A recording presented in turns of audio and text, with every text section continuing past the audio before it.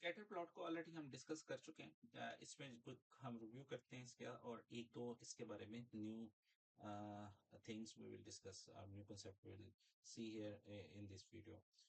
Scatter plot, we know कि ये दो कॉन्टिन्यूस वेरिएबल के दरमियान डाटा को पॉइंट्स की शक्ल में ड्रॉ किया जाता है, और ये डाटा हमें बताता है, ये ग्राफ हमें बताता है कि जो डाटा का स्प्रेड कितना है, डाटा किस तरह अवेलेबल है। और अगर इनके दरमियान हमें जो सबसे इम्पोर्टेंट जो हमने एक डिटेल से कोरिलेशन थ्योरी भी पढ़ी थी, उसमें ये कि स्कैटर प्लॉट हमें हेल्प करता है कि डाटा के दरमियान कोरिलेशन क्या है। तो अगर आपके सामने ये स्कैटर प्लॉट की ये शक्ल बन रही है, तो आप इजीली आइडेंटिफाई कर सकते हैं ये एक पॉजिटिव टाइप ऑफ कोरिलेशन है, और ये मे बी ये स्ट्रॉन्ग कोरिलेशन है, क्योंकि जैसे वैल्यूज बढ़ रही है तो उसकी कोरिस्पॉन्डिंग वैल्यू भी इंक्रीज हो रही है।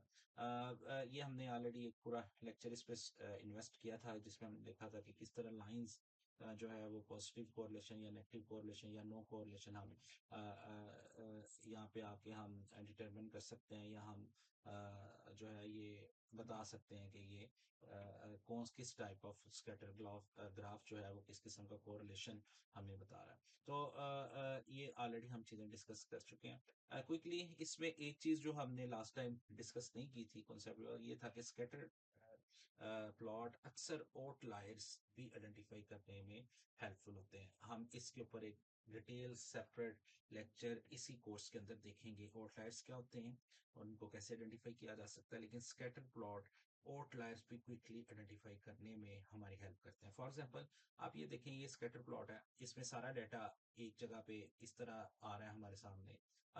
तो लेकिन ये वाला जो पॉइंट है, ये कुछ ज्यादा ही डाटा से बाकी पॉइंट से डिफरेंट है। तो जो पॉइंट बाकी पॉइंट से डिफरेंट हो उसको हम आउटलायर करते हैं, और scatter plot are very good into identifying these such type of outliers. बाकी प्लॉट्स में ये हमें नजर नहीं आते। इसके अलावा एक और प्लॉट है बॉक्स प्लॉट, वो हम नेक्स्ट देखेंगे। उसके अलावा जो है स्कैटर प्लॉट हमें क्विकली जो है वो आउटलायर्स को आइडेंटिफाई करने में हमारी हेल्प करते हैं।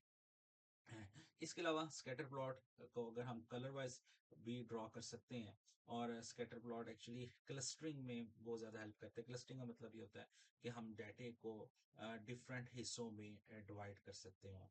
तो डाटे को जब हम डिफरेंट पार्ट्स में डिवाइड करते हैं, तो उसको हम क्लस्टर कहते हैं। तो डाटा है एक ही है, लेकिन उसमें डिफरेंट ग्रुप छुपे हैं। मसलन में भी ये पॉसिबल है कि ये हमारे डाटा जो है वो हॉस्टलाइट स्टूडेंट को, ये डाटा डे स्कॉलर्स का हो, और ये डाटा हमारा फॉरेनर्स का हो, या इस तरह के डिफरेंट टाइप ऑफ जो है वो ग्रुप्स हों जिनको हम डिवाइड कर सकते हैं